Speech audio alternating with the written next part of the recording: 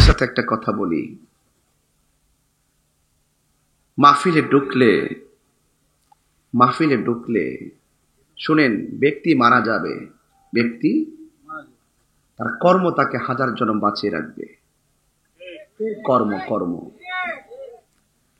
আমি মরে গেলে আমাকে ভুলে যাবে, কিন্তু বাবা শাহজালালকে ভুলে না।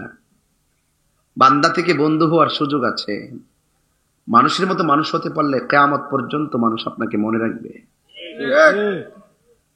আমি আফসোসের সঙ্গে বলি, আমি যখন এই মাহফিলে ঢুকলাম থানার বরাবর থেকে, ওই গাড়িতে ভিতরে বসে থাকলে সাইড থেকে ডাক দিয়ে ওই এইভাবে ডাকে, এই তাহেরি এইভাবে ডাকে, মানে এইভাবে ডাকে। একটা হুজুর একটা গ্রামে ঢুকলে তার প্রথম দায়িত্ব কি? সালাম দেওয়া। আসসালামু আলাইকুম, হুজুর কেমন আছেন? আজকে প্রায় 40-50 জন এইভাবে, এই জাগারে হাররে, মানে কি একটা অভদ্র আচরণ। আমরা কি এগুলো বাহিরে বললে এলাকার মান সম্মান নষ্ট হবে না? একজন হুজুর যখন এলাকায় ঢুকবে তাকে প্রথম আদবের সাথে রোড ঘাটে শুধু হাত তুলতে হয়, সালাম। আমি নিজে গাড়ি থেকে সালাম দিতেছি সবাইকে, আর ওরা পিছন দিক দিয়া নাম ধরে ডাকতেছে এবং বিভিন্ন ধরনের কথাবার্তা বলতেছে। মনে হয় যেন মানে আমার সাথে তার দীর্ঘদিনের এমন চলাফেরা, মনে হয় যেন সে বন্ধুর সাথে যেরকম কথা বলবে আমার সাথে কি এভাবে কথা বলবে। এটা কি মানায়? তুমি যাকে তুচ্ছ তাচ্ছিল্য করছো রাস্তাঘাটের ভিতরে, শোনেন, তুমি যাকে তুচ্ছ তাচ্ছিল্য করে হইতে ডাকডুক করছো, সেই মানুষটা কিন্তু এই চেয়ারে বসছে। তুমি একটাবার তাকায় দেখো কত হাজার মানুষ তার কথা শুনতেছে।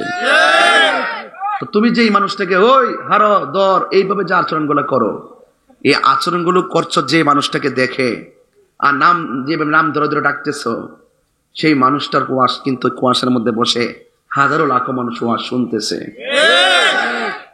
তো সেই মানুষটা কি তুমি তাকে জেনতেন মনে করে আচরণ করলে চলবে?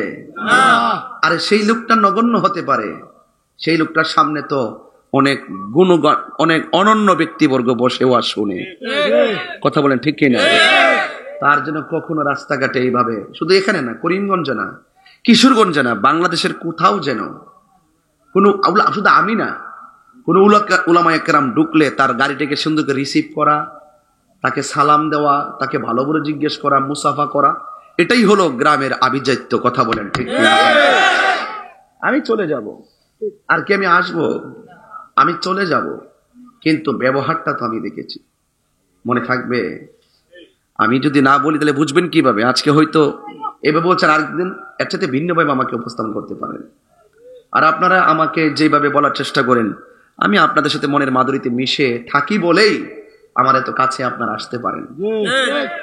আমি এসেছি মাহফিল থেকে, এখানে গাড়িতে আমি সিলেট থেকে আসছি, আমাকে বলছে 10টায় মাইক দিবে, আমি ঢুকছি 10টা বাজার 5 মিনিট আগে।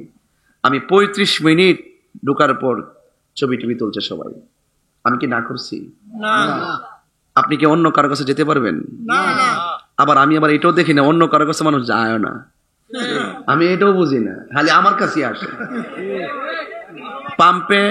পাম্পে তেল নিতে ঢুকলাম, সেখানে পোলাপান বেড দিয়ে ধরছে ছবি তোলার জন্য, দৌড়ায় আবার গাড়ি দিয়ে ছাইড়ে দিলাম, পরে দৌড়ে হুজুর এক কাপ চা খাইতে হবে, দোকানে যাইতে হবে, দৌড়ায় আবার দোকানে না ঢুকাইছে, সেখানে মানুষ বেড দিয়ে ফেলাইছে। আমি সুযোগ দিয়েছি, ভালোবেসে সুযোগ দিয়ে নেই এটা। আপনি যেমনি আমাকে ভিন্নভাবে রাস্তা দিয়ে উপস্থাপন করলেন, আমি যদি আপনার ছবি তোলার কথা বা আমার কাছে আসলে যদি আমি যদি ব্যবহারটা ওইরকম করি, মানুষ কি আমাকে ভালোবাসবে? আর হবে এরকম? কেন বলছি শোনেন, বলার উদ্দেশ্য হলো এই পৃথিবী থেকে আমি চলে যেতে হবে। আজকে যতগুলো মানুষ আমাকে দেখছেন, এমনও হতে পারে আপনাদের সাথে আমার শেষ দেখা, হয়তোবা আপনি আমার সাথে শেষ দেখা। আমাকে আমার ওয়াজ শোনার সুযোগ নাও হতে পারে, আমি অন্য কোথাও ওয়াজ করার সুযোগ নাও হতে পারে। এই জন্য বলেছি বাবাজিরা আমার, ব্যবহারে বংশের পরিচয়। এই জবানের কথার দ্বারা মানুষ জয় করে বিশ্ব, আর এই জবানের কথার দ্বারা মানুষ অপদস্থ হয়। কথা বলেন ঠিক কিনা?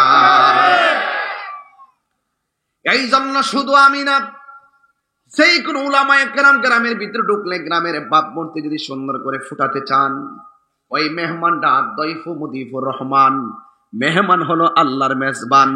এই রসুলের বাড়িতে যখন ইহুদিও আসতেন, আমার নবী তার সঙ্গে এমন ব্যবহার করতেন, আমার নবীর ব্যবহার শুনে ইহুদিরা পর্যন্ত মুসলমান হয়ে যেত। কথা বলেন ঠিক কিনা? এই জন্য যুবক ভাইরা আমার, আপনাকে চলে যেতে হবে। সাহাবায়ে কেরাম নবীকে যেমন ভালোবেসেছেন, আপনিও এমন ভাবে নবীকে ভালোবাসতে হবে। আল্লাহর হাবিব বলেছেন, যার হাত এবং জবানের কথার দ্বারা মানুষটা নিরাপদ,